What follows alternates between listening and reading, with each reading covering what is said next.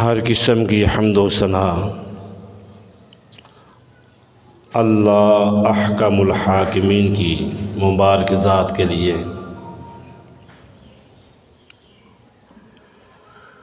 درود و سلام سید الانبیاء امام الانبیاء رحمت للعالمین خاتم النبیین حضرت محمد الرسول اللہ صلی اللہ تعالی علیہ وعلا آلہ واصحابہ وسلم کی ذات مبارکہ پر نازل ہوں۔ بے حد و حساب اللہ تبارک و تعالی کی رحمتیں صحابہ کرام، صحابیات، تابعین، تبع تابعین، ائمہ دین، بزرگان دین پر نازل ہوں۔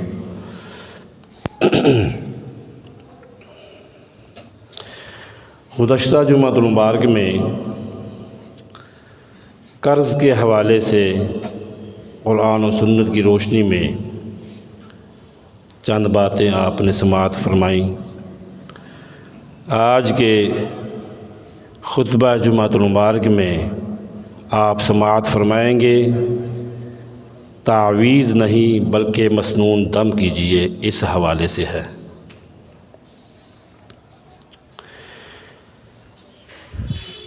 جہاں پہ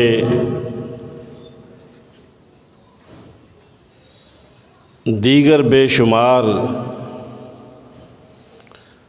اقسام ہیں شرک کی،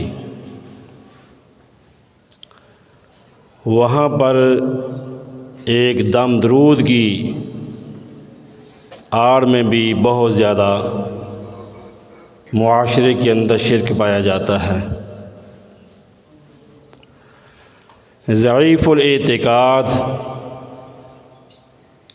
اور قرآن و سنت کی رہنمائی سے دور، اہل علم سے مسائل پوچھنے کی بجائے جہلاء کی طرف رخ کرنا اور اپنے مسائل کو ارجنٹ ایمرجنسی کی شکل میں حل کروانے کے لیے منتر، تعویذات، جادو اور اس طرح کی کئی اور چیزوں کا سہارا لے کر بظاہر تو وہ سمجھ رہے ہوتے ہیں کہ ہم ٹھیک راستے پہ، درست راستے پہ چل رہے ہیں اور ہمیں کامیابی ضرور ملے گی۔ حقیقت میں نہ تو انہیں کامیابی ملتی ہے، نہ ہی انہیں صحیح راستہ ملتا ہے، بلکہ مزید گمراہی در گمراہی میں اپنے آپ کو رسوا کر رہے ہوتے ہیں۔ تو ہم نے قرآن و سنت کی روشنی میں اس مسئلے کا حل اللہ اور اللہ کے حبیب علیہ السلام نے جو ہمیں بتلایا ہے، اس مسئلے کو اسی طریقے کے ساتھ سمجھنا ہے اور اسی پر ہی عمل پیرا ہو کر کامیابی حاصل کرنی ہے۔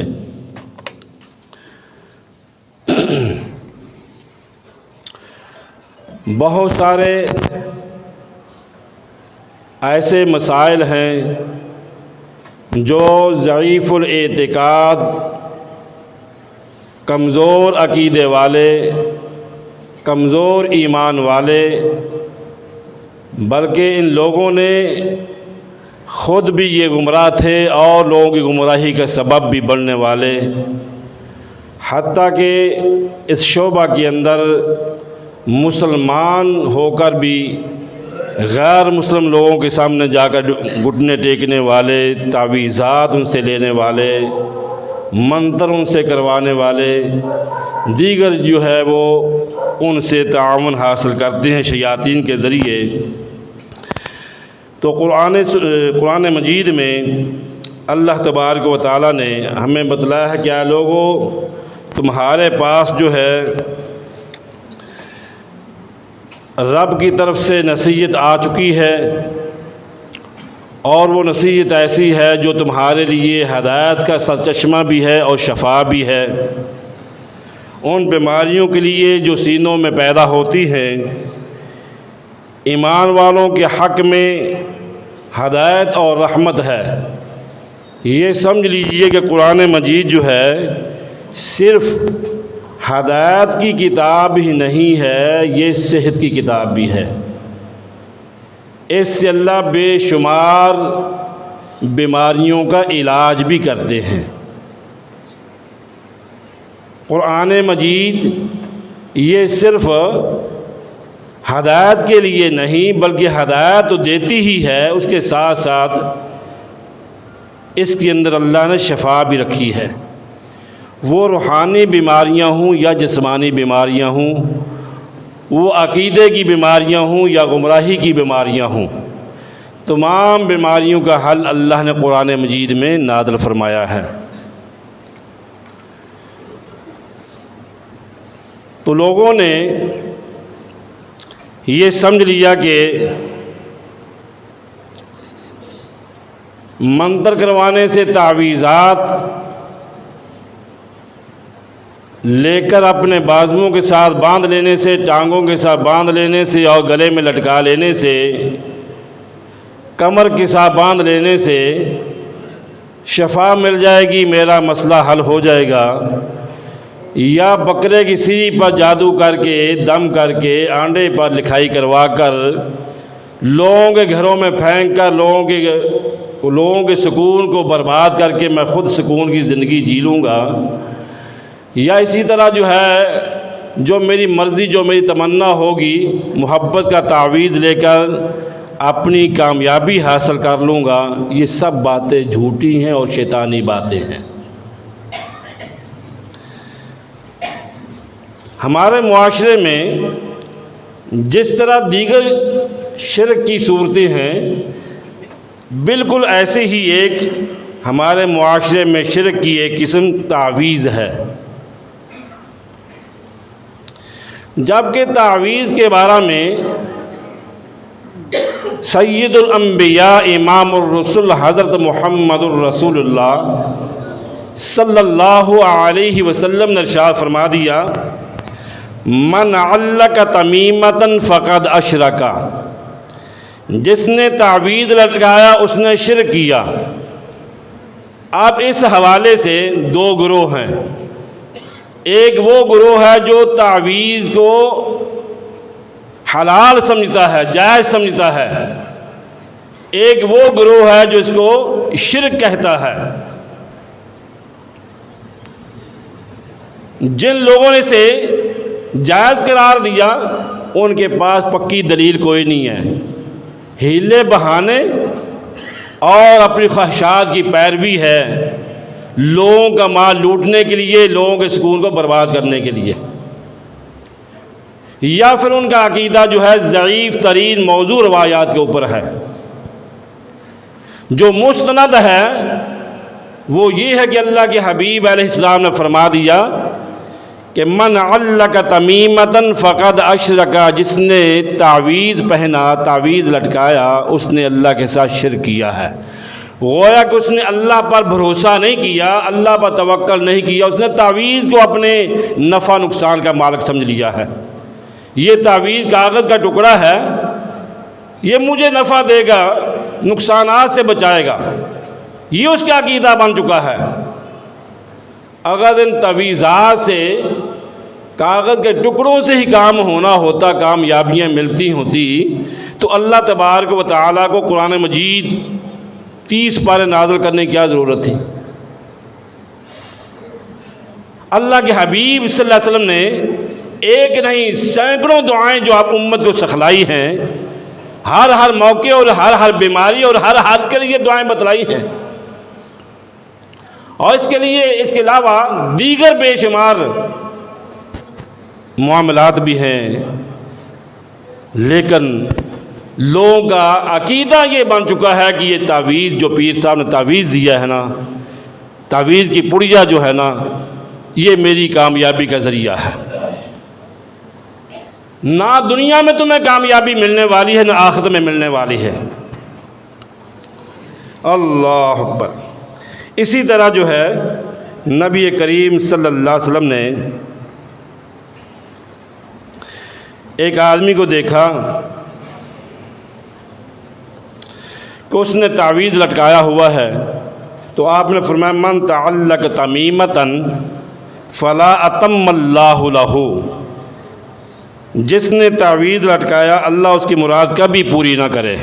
یہ بد دعا بھی ہے نبیوں کے امام جناب محمد الرسول اللہ صلی اللہ علیہ وسلم کی۔ جس نے تعویذ پہنا، تعویذ لٹکایا، بازو کے ساتھ باندھا، مام زامن باندھا، ٹانگوں کے ساتھ، کمر کے ساتھ، جیسا بھی طریقہ، یا کڑا یا چھلا ہی پہن لیا، کڑا پہن لیا مام پنجتن کے نام کا، یا دھاگا باندھ لیا، یا کڑا پہن لیا، یہ ساری چیزیں تعویذ میں ہی آتی ہیں۔ فرمایا اللہ تمہیں کبھی کامیابی نہ دے۔ یہ کس نے بات کہی ہے؟ اللہ کے حبیب جناب محمد الرسول اللہ صلی اللہ علیہ وسلم نے، کہ تو نے اللہ پر توکل چھوڑ دیا، اللہ پر بھروسہ چھوڑ دیا، اور پیتل کے تانبے کے اوپر، تانبے کا جو چھلا ہے یا کڑا ہے یا دھاگا ہے یا کاغذ کا ٹکڑا ہے، اس کے اوپر تیرا یقین اور ایمان آ گیا ہے کہ اس کے اندر میری یہ خیال رکھی ہے، اس میں اس کو پہننے سے باندھنے سے مجھے کامیابی مل جائے گی۔ من تعلق شیئا وکل الیہ، جس نے کوئی بھی چیز لٹکائی اسے اسی کے سپرد کر دیا جائے گا، اس کو اللہ اس کی طرف ہی دھکیل دیتے ہیں۔ جب تو نے میری ذات پہ بھروسہ نہیں کیا، میرے اوپر توکل نہیں کیا، جا دفع ہو، تیرا پھر ایمان یہی ہے، تو اس کے سپرد ہوا۔ اللہ اکبر۔ حضرت حذیفہ رضی اللہ تعالیٰ عنہ ایک بیمار کے پاس گئے، اس آدمی نے بازو پر دھاگا باندھ رکھا تھا، اسے کاٹ کر پھینک دیا، اور یہ آیت آپ نے پڑھی وَمَا يُؤْمِنُ أَكْثَرُهُمْ بِاللَّهِ إِلَّا وَهُمْ مُشْرِكُونَ۔ اللہ پر بہت سارے لوگ ایسے ہیں جو ایمان لانے کے باوجود بھی شرک کرتے ہیں، ایمان کا دعویٰ بھی کرتے ہیں، ایمان بھی رکھتے ہیں، ساتھ ساتھ شرک بھی کرتے ہیں۔ جس طرح دیگر چیزوں میں ہم ملاوٹ کرنا کوئی جرم نہیں سمجھتے، ایسے عقیدے کے اندر بھی ہم نے سمجھا ہم نے لا الہ الا اللہ محمد رسول اللہ پڑھ لیا، اب شرک جو مرضی چاہو کرتے رہو، اب تم بخشے بخشائے ہو۔ قبروں کے اوپر قرآن پاک کو ڈالو، گلوں میں لٹکا لو، بازوؤں کے ساتھ مام زامن باندھ لو، پٹیاں باندھ لو، دھاگے باندھ لو، کڑے پہن لو، چھلے پہن لو، تمہارا ایمان بالکل ٹھیک رہے گا۔ قرآن کہتا ہے سورہ یوسف ہے کہ اکثر ایسے لوگ ہیں جو ایمان لانے کے باوجود بھی شرک کرتے ہیں۔ اللہ تعالیٰ کو خالص عقیدے کی ضرورت ہے۔ اللہ تعالیٰ خالص توحید والے سے محبت فرماتے ہیں، توحید کی بنیاد پر جو ہے وہ نجات ہے۔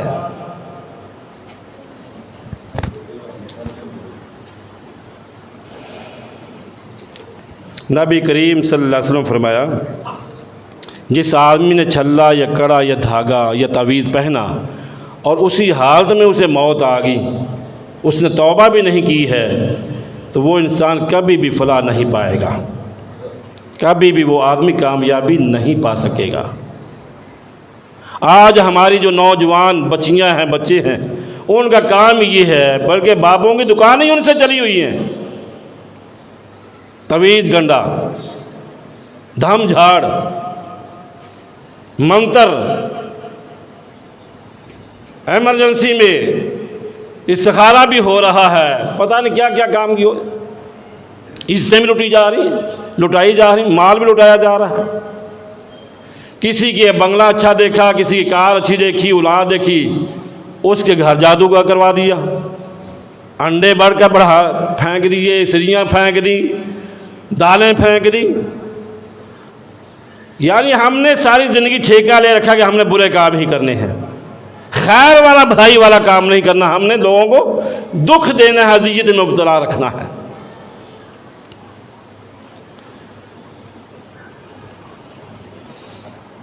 نبی کریم صلی اللہ علیہ وسلم کے پاس 10 آدمی آئے، تو آپ صلی اللہ علیہ وسلم 9 لوگوں سے بیعت لے لی، 9 لوگوں سے بیعت لے لی، ایک سے بیعت نہیں لی۔ جن سے بیعت لی تھی وہ کہنے لگی اللہ کے نبی صلی اللہ علیہ وسلم آپ نے سب سے بیعت لے لی ہے، ایک آدمی کو چھوڑ دیا ہے۔ تو آپ صلی اللہ علیہ وسلم فرمایا ان علیہ تمیمتن، یہ مسند احمد کی روایت ہے، ان علیہ تمیمتن، میں نے اس کی بیعت اس لیے نہیں لی ہے کہ اس نے تعویذ پہن رکھا ہے۔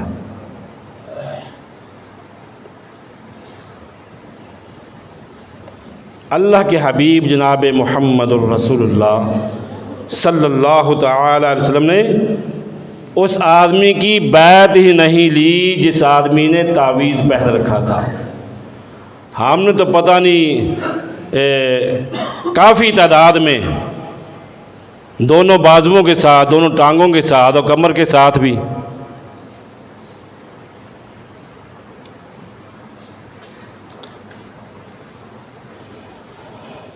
ان الرقا والتمائم والطوالۃ شرک، جھاڑ پھونک، تعویذ اور محبت کا منتر یہ سب شرک کی قسمیں ہیں۔ من حلف بغیر اللہ فقد کفر و اشرک، جس نے غیر اللہ کی قسم اٹھائی اس نے اللہ کے ساتھ شرک کیا یا کفر کیا۔ جب غیر اللہ کے نام کی قسم اٹھانے والا جو ہے وہ شرک کا مرتکب ہوتا ہے تو تعویذ پہننے والا، باندھنے والا، کڑے پہننے والا، چھلے پہننے والا، دھاگے باندھنے والا، کیا وہ مومن رہتا ہے؟ اس کو بھی تو اللہ کے حبیب صلی اللہ علیہ وسلم شرک کہا ہے۔ جس قدر ہم نے قرآن مجید کی توہین کی شاید اتنی غیر مسلم نے بھی نہ کی ہو۔ جس قدر ہم قرآن پاک کے گستاخ ہیں، قبروں کے اوپر چادریں ڈال دیتے ہیں قرآنی آیات کی، قرآن ساری زندگی پڑھتے نہیں ہیں، سمجھتے نہیں، اس پر عمل نہیں کرتے، قرآن پاک کی چادر ڈال دی، فوت ہوا جنازہ آیا اوپر چادر ڈال دو، 4 کلوں والی چادر ڈال دو۔ کبھی کسی کو دیکھا ہے زندگی میں کہ اس نے لباس ایسا پہنا ہوگا اس نے اوپر قرآن آیات ہو؟ یہ ابھی پچھلے سال کی شاید بات ہے، اچھرا میں ایک واقعہ ہوا تھا، ایک خاتون نے ایک لباس پہنا ہوا تھا جس کے اوپر عربی رسم الخط تھا لیکن قرآن پاک نہیں تھا، نہ حدیث تھی، نہ قرآن آیات تھی، نہ تو کوئی دعا تھی۔ لوگ اس کو مارنے کے لیے، اس قدر مارنے کے لیے حملہ آور ہوئے کہ شاید وہ پولیس کی خواتین نے یا کچھ سنجیدہ لوگوں نے اس کی عورت کی جان بچائی ان لوگوں سے۔ کبھی زندہ کے گھر میں بھی یہ دیکھا آپ نے؟ جب مرتا ہے آدمی اس کی قبر کے اس کی چارپائی کے اوپر چادریں بچھا دیتی ہو، قرآن پاک کی آیات کی دفن ہوتا ہے قبر کے اوپر چادریں ڈال دیتے، اوپر کتے پیشاب کر رہے ہیں۔ اس قدر ہماری گستاخیاں ہیں قرآن پاک کے ساتھ۔ قرآن مجید، قرآن پاک کی آیات کا تعویذ، حدیث رسول کا تعویذ، بھائی آپ کوئی بھی تعویذ نہیں پہن سکتے۔ پیارے حبیب جناب محمد الرسول اللہ صلی اللہ علیہ وسلم کی حدیث مبارکہ ہے، آپ نے فرمایا کہ واش روم میں، لیٹرین میں، باتھ روم میں اللہ کا نام لے کر آپ نہیں جا سکتے۔ آپ کی انگوٹھی مبارک تھی جس کے اوپر لکھا ہوا تھا محمد الرسول اللہ صلی اللہ علیہ وسلم۔ جب آپ رفع حاجت کے لیے جاتے تو وہ انگوٹھی مبارک کو اتار کر جایا کرتے تھے۔ کیا دین تمہیں زیادہ سمجھ آیا ہے؟ پیارے حبیب صلی اللہ علیہ وسلم انگوٹھی مبارک اتار کر جایا کرتے تھے قضائے حاجت کے لیے۔ تم تعویذ آپ بازوؤں کے ساتھ، ٹانگوں کے ساتھ، کمر کے ساتھ باندھ کر جاتے ہو ان معاملات کے لیے، ہر وقت تم پاک رہتی ہو۔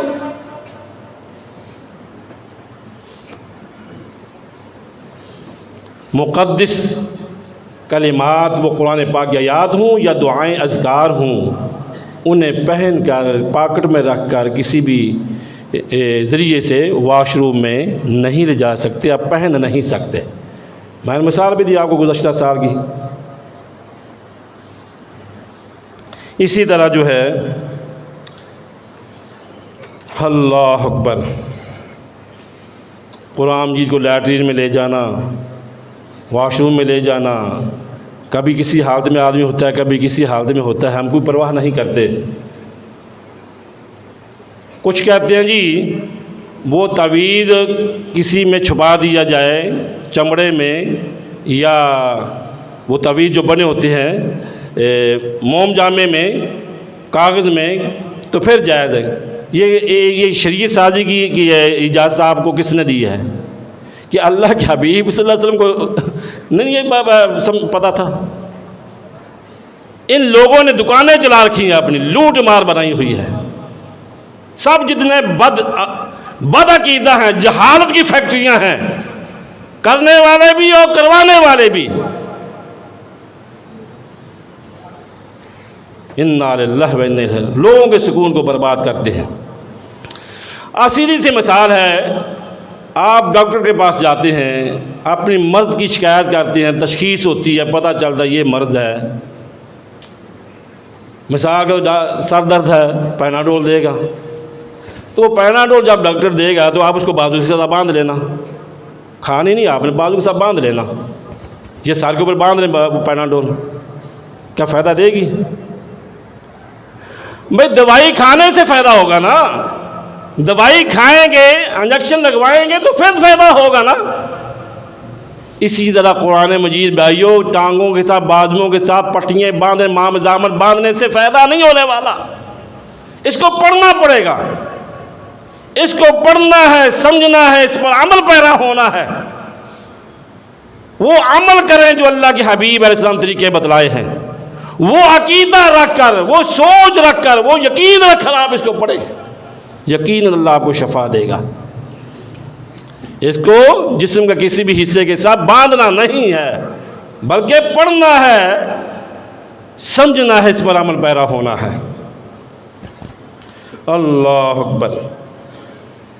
حدیث میں آتا ہے، نبی رحمت صلی اللہ علیہ وسلم نے فرمایا، يدخل الجنة من امتی 70,000 بلا حساب هم الذین لا یسترقون ولا یتطیرون وعلی ربهم یتوکلون. میری امت کے 70,000 لوگ ایسے ہوں گے جو بغیر حساب کے جنت میں جائیں گے. 70,000 لوگ ایسے ہوں گے جو بغیر حساب کے جائیں گے. لمبی حدیث ہے. وہ کون لوگ ہوں گے؟ صحابہ پوچھتے ہیں ان کی نشانی کیا ہے، پہچان کیا ہے ان کی؟ تو آپ صلی اللہ علیہ وسلم نے فرمایا، یہ وہ لوگ ہوں گے جو جھاڑ پھونک نہیں کرتے، فال نہیں نکالتے، اور صرف اپنے رب پر توکل کرتے ہیں. یعنی خود پڑھ کر دم کرتے ہیں، ان چیزوں پر یقین نہیں رکھتے، اللہ پر توکل کرتے ہیں، اللہ پر بھروسہ کرتے ہیں. تو آج تو یہ فیکٹریاں لگ چکی ہیں، ہر بازار میں، ہر چوک میں دیکھو، بنگالی بابے کے اشتہار آپ کو نظر آئیں گے. محبوب آپ کے قدموں میں، رشتوں کی بندش ختم ہو جائے گی، کاروبار کو عروج ملے گا. اور نکمے سے پوچھو تیرا کاروبار کیا ہے، تو کتنی فیکٹریوں کا مالک ہے؟ تیرے کھاتے میں کیا اللہ نے یہ ساری روڈ کی جو مٹی ہے، گردوں کے بعد تیرا نصیب میں رکھی ہے؟ لوگوں کی فالیں بتاتا ہے، لوگوں کی قسمتوں کے بارے میں، احوال کے بارے میں دعوے دار ہے تو. تیری اپنی پوزیشن یہ ہے، تمہیں اپنی قسمت کا نہیں پتہ تیری قسمت میں کیا ہے. اللہ اکبر. تو بہرحال اللہ کے پیارے حبیب صلی اللہ تعالی علیہ وسلم نے ہمیں کچھ باتیں بتلائی ہیں کہ یہ اعمال کریں، ان کے کرنے سے اللہ تبارک و تعالیٰ تمہارے معاملات کو درست فرمائے گا. ان میں سے سب سے پہلی بات جو ہے سورۃ الفاتحہ ہے. سورۃ الفاتحہ صرف نماز میں پڑھنے کے لیے نہیں ہے، اپنے علاج کے لیے بھی اسے پڑھیں. کس نے تمہیں کہا کہ سورۃ الفاتحہ جو ہے اس کو عام نہ پڑھا کریں؟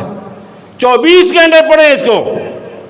یہ سورۃ الشفاء بھی اس کا نام ہے باقاعدہ. یہ سورۃ الشفاء بھی ہے، سورۃ الصلاۃ بھی ہے، سورۃ الکنز بھی ہے، سورۃ الرقیہ بھی ہے. اس کا نام ہے تفاسیر میں. رقیہ دم کو کہتے ہیں، دم کی جانے والی سورہ مبارکہ. شفا حاصل کرنے کے لیے اس کو پڑھنا.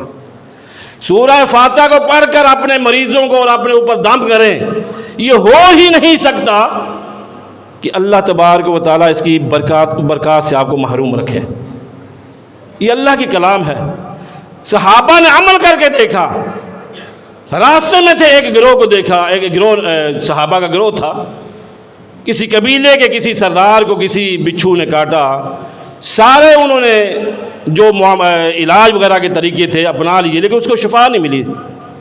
وہ پھر آئے ان صحابہ کرام کی جماعت کے پاس، صحیح بخاری میں ہے کہ ہمارے سردار کو بچھو نے کاٹ لیا ہے، ہم نے بڑے اس کے علاج وغیرہ کروائے ہیں، فائدہ نہیں مل رہا، آپ میں سے کوئی دم کرنے والا ہو تو ہمارے سردار کو دم کر دیں۔ ایک صحابی کھڑے ہوئے، انہوں نے کہا جی میں دم کرتا ہوں، لیکن کچھ دینا پڑے گا۔ 30 بکریاں طے پائیں۔ اس سے دلیل رہتے ہیں کہ دم کرنے والا معاوضہ لے سکتا ہے، وہ ایک علیحدہ کے ٹاپک ہے۔ بہرحال وہ دم کیا تو دم کیا کیا تھا؟ سورہ فاتحہ پڑھ کر دم کی۔ دیگر صحابہ بھی حیران ہیں، آپ نے کون سا دم کیا؟ جی سورہ فاتحہ، میں نے اللہ کی کلام پڑھی۔ جیسے جیسے سورہ فاتحہ پڑھتے چلے گئے ویسے ویسے اس کی گرہیں کھلتی چلی گئی۔ وہ ایسے بیماری سے، وہ تکلیف سے ایسے آزاد ہوا جس طرح ایک باندھے ہوا آدمی کو چھوڑ دیا جائے۔ یعنی ایک کافر کے اوپر وہ سورہ مبارکہ پڑھی جائے، اللہ اس کو شفا دیتا ہے۔ ایک مومن پر مومن پڑھے گا تو اس کو شفا نہیں ملے گی۔ یقین کی بات ہے، صرف اخلاص کی بات ہے۔ اصل میں کرنے والے بھی، بد عمل کروانے والے بھی ویسے ہی، یقین نہیں ہے، اخلاص نہیں ہے، رضا نہیں ہے۔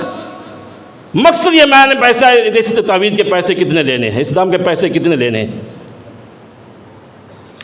تو بہرحال یہ سورہ مبارکہ، سورۃ الشفاء، سورۃ الصلاۃ، سورۃ الفاتحہ، کئی 14 کے قریب اس کے نام ہیں۔ تو یہ سورہ مبارکہ پڑھ کر خود بھی اپنے اوپر دم کیا کریں، اپنے بچوں پر دم کریں، اپنے مریضوں پر دم کریں۔ اس کی خیر و برکات سے آپ کبھی محروم نہیں رہ سکتے۔ آپ کیوں ایسے لوگوں کے پاس جاتے ہیں، اپنے ایمان کا بھی بیڑا گر کرواتے ہیں، اپنی متاع بھی لٹاتے ہیں، اپنی عزتیں بھی لٹاتے ہیں۔ سیدھے راستے کی طرف ہم نہیں آتے۔ ہم نے ٹھیکہ دے رکھا ہے عاملوں کو، پیروں کو کہ یہ ہمارے جو ہے عقیدے کے امام آپ لوگ ہیں، ہمارے عقیدے کے وارث آپ لوگ ہیں۔ خود نہیں کرنا، خود عمل نہیں کرنا، خود نماز نہیں پڑھنی، اذکار نہیں پڑھنے، قرآن نہیں پڑھنا، پیر کے صاحب پاس چلے جانا ہے، وہ جو مرضی وہ کہے گا وہ ٹھیک ہے۔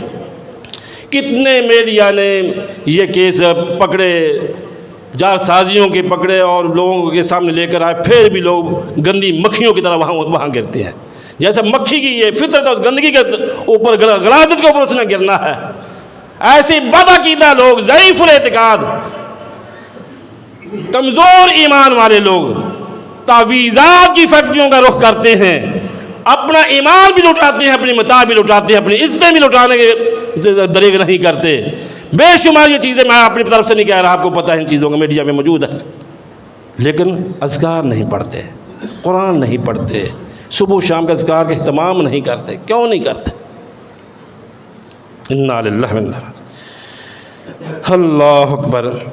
اسی طرح آپ صلی اللہ علیہ وسلم نے فرمایا آیت الکرسی ہے، وہ بھی سورہ بقرہ کا ایک حصہ ہے۔ آیت الکرسی پورے قرآن مجید میں سب سے زیادہ فضیلت کی حامل آیت مبارکہ ہے۔ پڑھیں سورہ آیت الکرسی، اپنے بچوں کو یاد کروا دیں، اپنی بچیوں کو، خواتین کو، ہر نماز کے بعد پڑھا کریں۔ پیارے حبیب علیہ السلام نے فرمایا جو آیت الکرسی پڑھتا ہے، آیت الکرسی والا عقیدہ رکھتا ہے، اس پر عمل پیدا ہوتا ہے، اس کے مرنے کے بعد اگر اس کو موت آتی ہے تو سیدھا جنت میں جائے گا۔ اتنی عظمت والی وہ آیات مبارکہ آیت الکرسی، لیکن ہم نہیں پڑھتے۔ سوتے وقت پڑھیں، جی رات کو خواب آتے ہیں، ڈراؤنے خواب آتے ہیں، ڈر جاتے ہیں، وزن پڑتا ہے، یہ ہوتا ہے، وہ ہوتا ہے۔ عمل کریں بھائی، آیت الکرسی کیوں نہیں پڑھتے؟ کس نے تمہیں منع کر رکھا ہے؟ پیر کے تعویذ کے اوپر یقین ہے، اللہ کے کلام پہ یقین نہیں ہے۔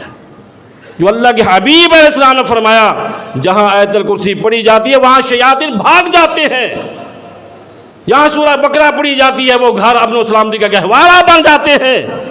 ہم نے اپنے گھروں سے سورہ بقرہ کو نکال دیا، پڑھتے نہیں ہیں۔ جی آپ تو آسانیاں ریکارڈنگ چلا دو، خود نہیں پڑھنی۔ سورہ بقرہ کا اہتمام کریں، اپنے گھروں میں بچوں کو بتلائیں، خواتین کو بتلائیں۔ میں یہ کہتا ہوں کہ سورہ بقرہ بلا ناگہ پڑھیں، آپ کے دیگر ضروریات میں ناگہ ہو جائے، آگے پیچھے ٹائم ہو جائے، اللہ کی قسم سورہ بقرہ کو ڈیلے نہ کیا کریں۔ اس کو پڑھا کرے گھر میں. جتنی بد امنی، بے سکونی اور یہ معاملات ہے گھروں میں، تناؤ ہے، یہ ساری کی ساری جادو کی اقسام ہیں. نظر ہے، بے برکتی، بد سکونی، ان تمام چیزوں کا خاتمہ کرنے والا قرآن پاک کا وہ حصہ جو سورہ بقرہ کہلاتی ہے، اس کو پڑھا کریں گھروں میں. اللہ اکبر. نبی کریم صلی اللہ علیہ وسلم نے فرمایا کہ اپنے گھروں کو قبرستان نہ بنائیں، اپنے گھروں میں نفلی نماز کا بھی اہتمام کریں. قرآن بھی گھر میں پڑھا کریں، سورہ بقرہ گھروں میں پڑھا کریں. جہاں سورہ بقرہ پڑھی جاتی ہے وہاں سے شیاطین کا خاتمہ ہو جاتا ہے، جادو ٹونے کا خاتمہ ہو جاتا ہے. بجائے سے کہ عاملوں کے پیچھے بھاگیں، خود پڑھا کریں. اسی طرح سورہ بقرہ کا یہ ایک اور حصہ ہے، آخری 2 آیات آمن الرسول سے لے کر آخر تک. یہ 2 آیات اتنی عظمت والی ہیں. اللہ کے حبیب علیہ السلام نے فرمایا اللہ نے مجھے 2 نور دیے ہیں. اور یہ بھی سمجھے کہ یہ 2 آیات جو ہیں یہ زمین پہ ان کا نزول نہیں ہوا، معراج کی رات اللہ نے دیے تھے. معراج کی رات اللہ نے یہ 2 آیات آپ صلی اللہ علیہ وسلم کو عطا فرمائی تھی. 2 نور اللہ نے مجھے عطا کیے. ان میں سے ایک سورہ فاتحہ ہے، ایک سورہ بقرہ کی آخری 2 آیات ہیں. جو آدمی سونے سے پہلے ان کو پڑھ لیتا ہے، ہر طرح کی موذی مرض سے، بیماری سے، فتنوں سے، فساد سے اللہ تعالیٰ اس کو کافی ہو جاتے ہیں. وہ جانوروں میں سے، کیڑے مکوڑوں میں سے تکلیف دینے والی کوئی چیز ہو یا انسانوں میں سے کوئی چیز تکلیف دینے والی ہو، اللہ کی پناہ میں آپ آ جاتے ہیں. اس قدر اللہ کی رحمتیں آپ کو اوپر ہوتی ہیں. اسی طرح نبی رحمت صلی اللہ علیہ وسلم فرمایا سورہ اخلاص ہے جو تہائی قرآن کہلاتی ہے. ایک دفعہ پڑھیں تو 10 پارے کا جو ثواب اللہ تعالیٰ فرماتے ہیں، اس کو پڑھیں. اور اسی طرح سورہ فلق جو ہے، سورۃ الناس ہے، آخری 3 کل ہے. یہ کل لکھوا کر مردے کے اوپر چادر ہم ڈال دیتے ہیں، خود نہیں پڑھتے.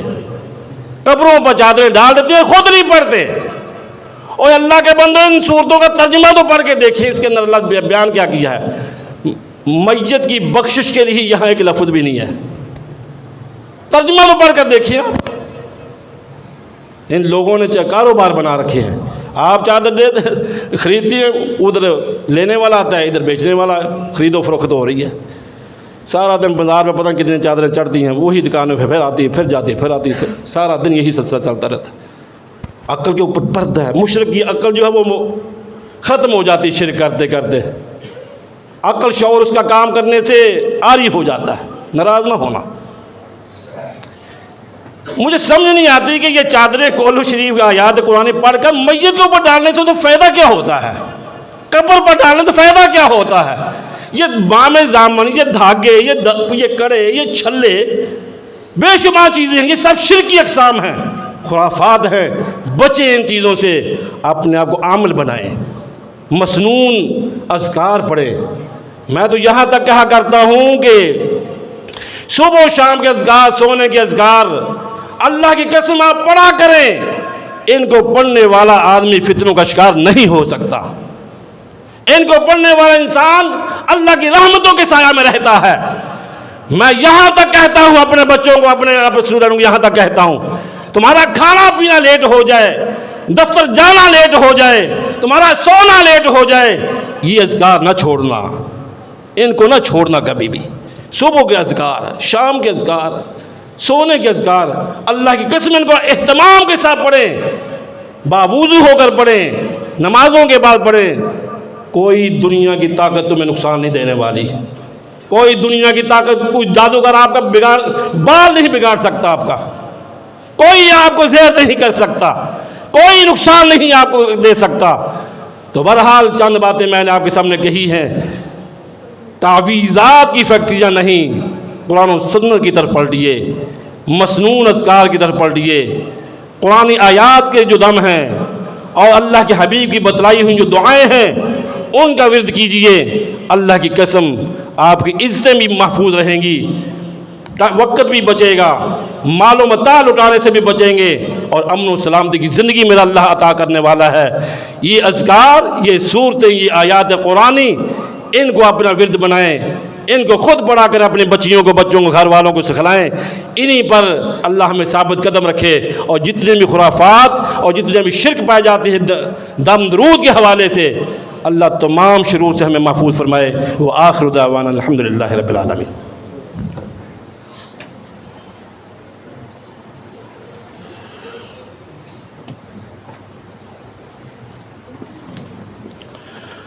अल्हम्दुलिल्लाह नहमदुहु व नस्तईनुहु व नस्तगफिरुहु व नऊज़ु बिल्लाहि मिन शुरूरि अनफुसिना व मिन सय्यिआति अअमालिना मन यहदिहिल्लाहु फला मुदिल्ल लहु व मन युद्लिलहु फला हादिय लहु अशहदु अन ला इलाहा इल्लल्लाहु वहदहु ला शरीका लहु व अशहदु अन्ना मुहम्मदन अब्दुहु व रसूलुहु।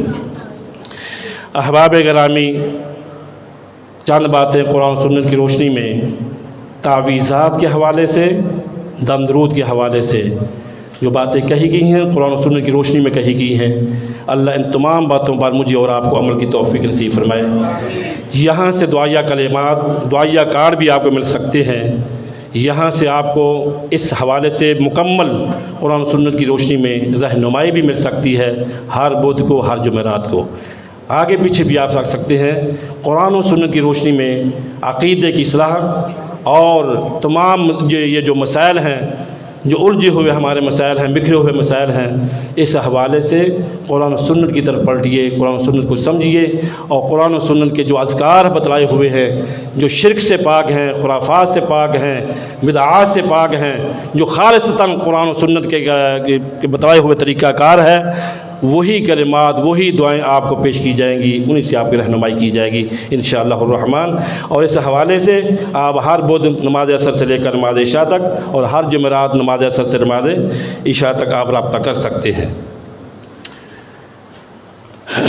इलानात हैं 16 नवंबर को इंशाअल्लाहुर रहमान, ये कल वाला हफ़्ता नहीं, उससे आगे वाला हफ़्ता जो है 16 नवंबर को बाद नमाज मगरिब एक अज़ीमुश्शान प्रोग्राम हो रहा है। यहाँ पर फ़ज़ीलतुश शेख उस्तादुल उलमा शेखुल हदीस व तफसीर हज़रत हाफ़िज़ अब्दुल गफ़्फ़ार अवान साहिब, जो अवान के नाम से ज़्यादा मारूफ़ थे, अब तो हाफ़िज़ अब्दुल गफ़्फ़ार मदनी सब कहलवाते हैं। इंशाअल्लाह उनका दर्स कुरान होगा।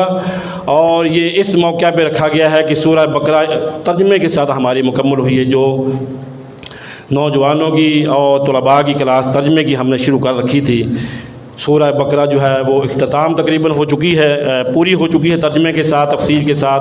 तो उसके इख्तिताम के मौके पर ये उनका दर्स रखा गया है। आप उनकी तफसीर रमज़ान मुबारक में मुख्तलिफ़ जगहों पे सुनते रहते हैं और अल्लाह ताला ने उन्हें बड़ा इल्म से नवाजा है। उस्ताद हैं और रूहानी शख्सियत हैं, बाअमल शख्सियत हैं और बहुत ज़्यादा इल्म रखने वाले हैं। सूरह बकरा का मुकम्मल ख़ुलासा बयान करेंगे इंशाअल्लाहुर रहमान।